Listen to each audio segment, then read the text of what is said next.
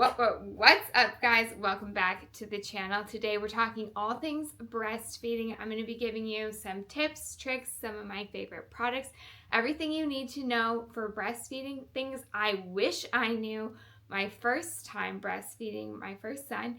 I have 3 boys. They are 5, 3, and 1. The first 2 I breastfed up until about 1.5 years when they self-weaned. And my third, we are still on our breastfeeding journey. I feel like I've got a lot of experience under my belt at this point. I've talked to a lot of breastfeeding moms, and I have gathered the best of the best tips, the best products, and I'm going to give you the essentials that you will need, and then a few things that are nice to have and help you start breastfeeding on the right foot and have the best experience possible. So if you're interested in that, stick around and let's get started. Okay, first things first, let's talk about the obvious, the girls. They are going to need some support, but you also don't want to feel constricted. This is something that was a big change for me from not breastfeeding to then breastfeeding, was what kind of bra do I wear? And I'd say the biggest thing is you're not going to want underwire.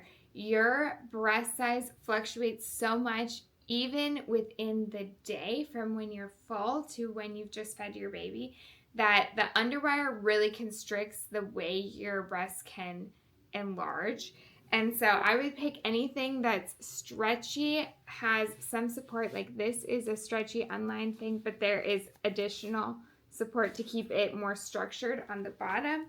I love the bras with a clip down thing. It makes it super easy. I prefer, and this is something you'll have to find out for yourself, but I am a sensory gal, so I like something super smooth, no lace, because as much as that's pretty, you don't want to see your bra underneath your clothes. So something smooth in a neutral color. We're not going for anything super fancy here. This is for function, with a clip down, and I like just the string on the side, not the one that cuts across. I find that then my baby wants to grab it and they pull on it and they're suctioning your nipple and they're pulling that additional fabric over your nipple, pinching it, and it's really uncomfortable. So I would suggest to you to look for something with just the clip down and the hook on the side. That way you're not getting pinched or pulled on. And I also find that if it comes across the front, that as your breast size fluctuates throughout the day, that'll start to show and then hide, and it's just really hard to conceal underclothes, and I just don't like my bras being super visible. So a good neutral everyday bra, something like that, is wonderful. I also like these ones. I'll link them below. They are more of a sport fabric. They're a pull-on, stretchy, but pretty tight with a wide band underneath. They allow for great coverage over your breasts if you're working out or like cleaning your house, doing something super active where you're bending and up and bending and up. This is great because a little less movement can also help not get your, especially in the early weeks, your breast milk flowing, because then you're having a leaking mess. Talking about leaking, I would say breast pads. I personally find that the reusable breast pads are a better investment. They're a little more expensive up front, but depending on how long you need to use them. With my first son, I needed breast pads all the way up until he was 9, almost 10 months old. So I did not invest in reusable breast pads. I was buying $14 a boxes every week. That's so incredibly expensive and honestly wasteful. It's just filling up our landfill. So I would suggest some reusable ones. Get the ones with the dart that are more curved so they hide better under clothes.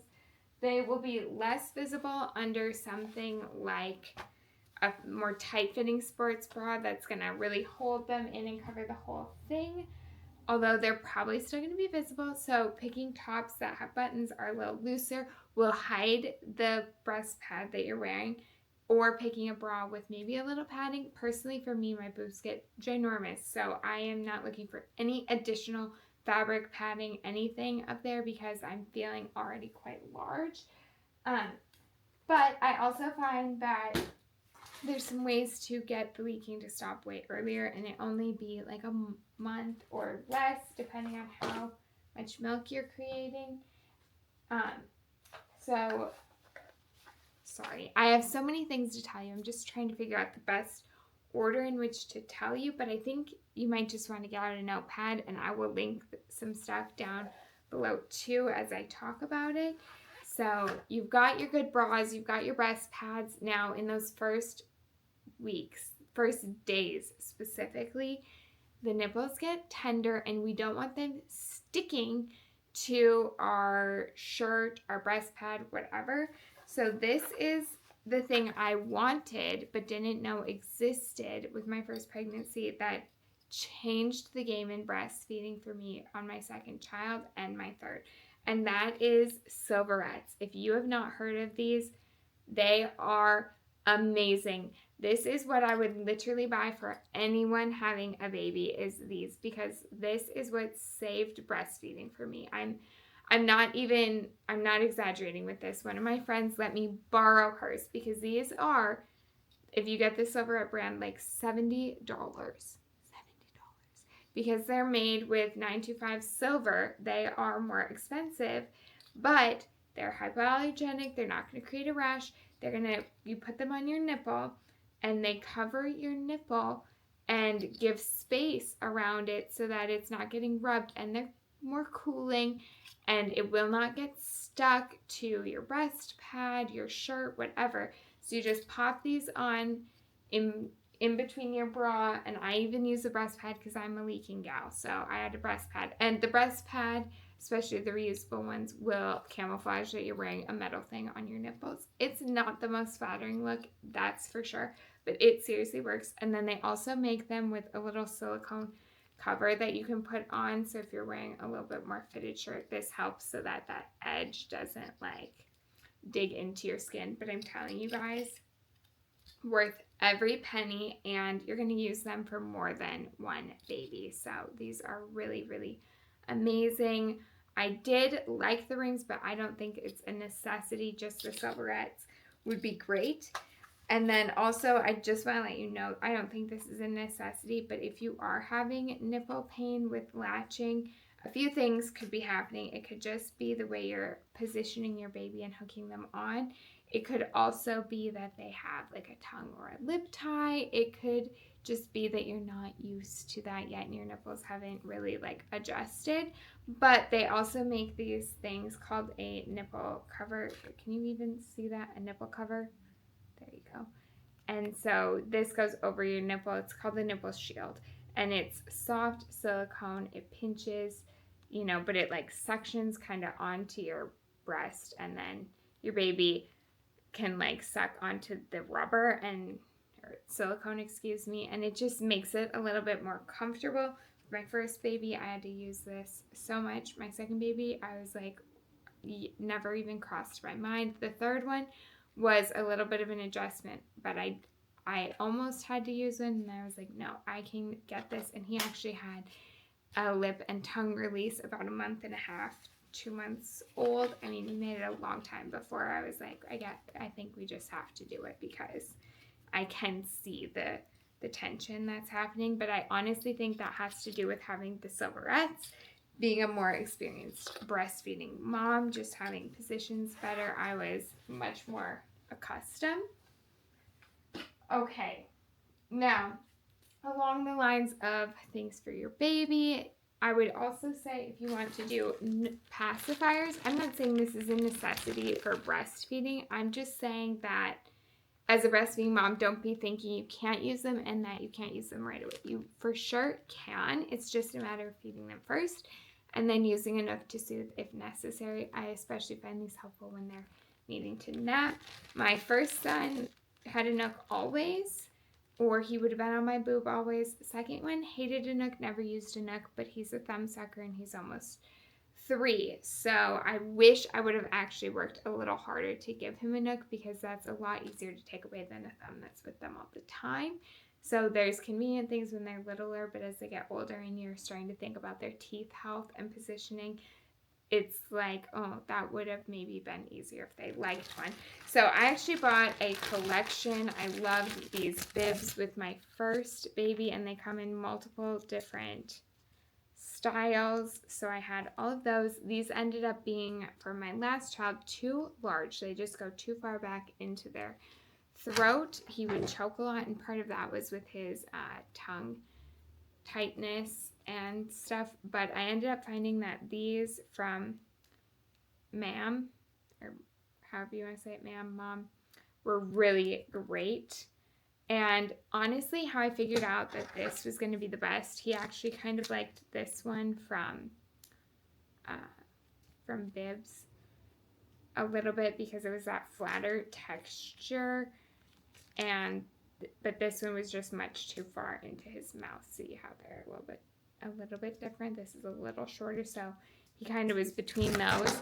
I found this one because it was one of the most petite ones at the store, but this is also kind of the shape my nipple would be after he was done drinking milk. So keep that in mind when you're looking for a nook. That kind of the shape of your nipple would be more what your baby's looking for in a nook, and potentially even in a bottle if you are having to have someone else bottle feed them pumped breast milk or express breast milk. That would be something to keep in mind to help with that. All right, now some other things that you will like. After ease, fantastic. This helps with the cramping after birth so much. This was better than any Tylenol or ibuprofen or anything I could take. I just chugged this in my water, okay? So keep this in mind. Another great gift for anyone you know who's going to be having a baby. If they don't know about this, this would be something so nice to buy for them. They probably only need one jar. I used almost the whole entire jar before I was not having cramping anymore. So that is so good. And then a nipple balm I bought. This is actually perineal balm, but my nipple balm looks almost identical. I can't find it though because the baby must have grabbed it out of my basket before I filmed. But you can have that. But nipple balm, I liked the one from Earth Mama Organics. I didn't actually use that much, but it was really nice to have. You can also use coconut oil, anything really like that's food, like edible that can be ate. Would be great, but I did like having one that I just knew was specifically for my nipples, and I'm just keeping it for the next baby. Will be really nice to keep them hydrated and from getting chapped and just more comfortable. Then let's talk a little bit about other things like when you're feeding your baby. You are going to want a lot of water. Always. Huge water everywhere. Maybe multiple waters, one by your bed, one by where you nurse your baby, one that you take with you to and from, or just one water bottle and it becomes part of you. Like your baby and your water have become part of you. And if you're pregnant right now, you probably already know that. You're carrying your water all the time. I would also say something like Liquid IV. That one's not my favorite, but it's the only one that doesn't have like stevia, which I'm severely intolerant to. Gives me massive migraines. And you don't want any fake sugars, but like sea salt and lemon juice in your water too will help get you more hydrated than just plain water, especially when you are in that nursing phase in the beginning when you're nursing so much. Another thing I love is a good back support, something to keep your posture as your abs are coming back together. This is so helpful so that you're not hunching and slouching, because you want to have really good posture when you're breastfeeding, and it's so easy to hunch because your breasts are full and your baby's little and lower. You want to bring your baby up to you, and having that really good back support is helpful. Additional pillows in your bed or on the couch to put underneath so that you're not having to hold your baby the whole time you're feeding, but you can just kind of set them there and then just rest your arms and make sure they don't roll off pretty much. Like that's the best, and that's going to help relieve some of that tension in your shoulders and your back and just relieve some of that stress on your body. So I love a back support and extra pillows. I wouldn't say you need a boppy or anything like that. Honestly, I think they kind of suck. They're not big enough. you need like a big pillow or 2 pillows, something under your like side arm, something under the baby. And as much as that's annoying, I'm telling you, just save your money, buy a nicer pillow, okay? A nicer extra bed pillow than getting a boppy that you're not actually gonna love, okay? Other things that I really like and think are great for breastfeeding, moms would be like the Boone grass. This is fantastic for if you're washing nooks. You can set the nooks on there and they get nice airflow to dry by hand. That way they're not getting fuzzies on them. Also great for if you are pumping and you can put all your pump parts on it. And then my favorite thing, I think maybe you've seen my video where I compare the different I guess you could call them like a kind of like a manual pump. So I've compared the Haka, the Boone Trove, and this is the LV Curve. The LV Curve is my favorite. It has this nice flat bottom. It's very balanced when there's milk in it, so it doesn't tip. It also has a flat part here, so you can set it like this. If you have it super full, which mine normally does end up coming all the way to the curved part full, it has a valve to get the right amount of suction, and this harder part helps so that when it's in your bra it doesn't get smashed and disconnect the suction. But you just push it in like this, put your nipple in there on the breast you're not feeding on. So if you're feeding here, you do that, put it on there, and when you experience your letdown, it'll start collecting milk. This is how I stayed from getting engorged and from having just incredibly tender, explosive, hard boobs all the time, and also from waterboarding my child, because I produce a lot of milk and I'm very grateful for it. But when it's causing your baby to just continually puke and to be very fussy because they're not getting enough fat and like a good even full feed, this is a miracle worker. And I also didn't experience the leaking in my breasts because they were able to regulate much more quickly using this. You just want to be careful that you don't use it too long, because this can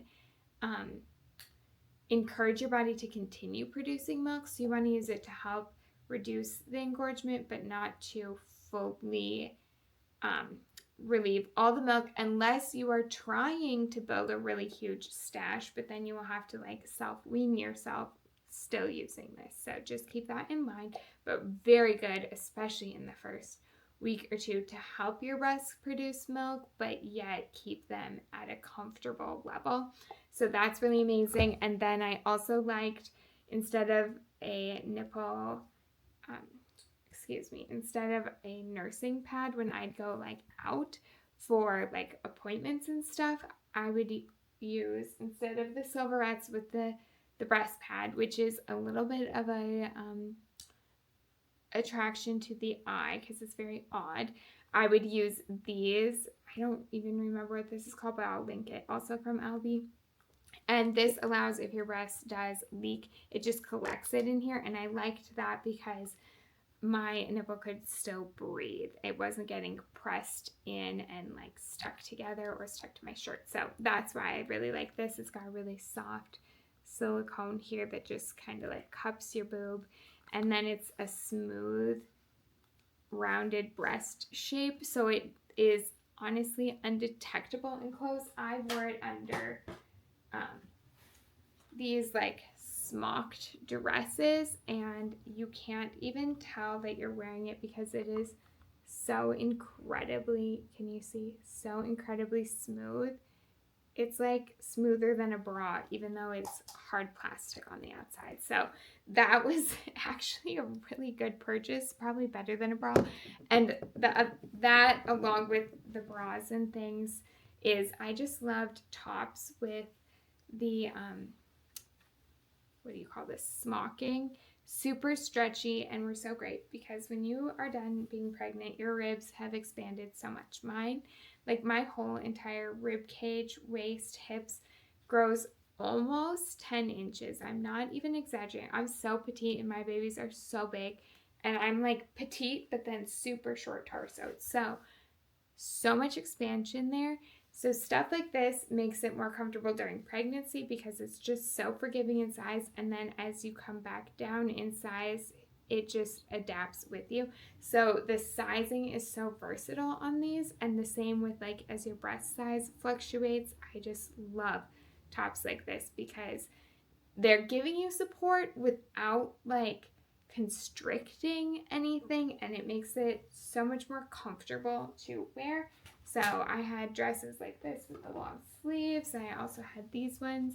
I'll do a video probably comparing the different brands that make this type of dress and their price points. So if you are looking for some good, you know, maternity into postpartum into just normal, you know, my baby's one, clothes that are going to fit you in all those stages, I'll have a video on that so you can make a really good informed decision. But those are a few of the styles I really like.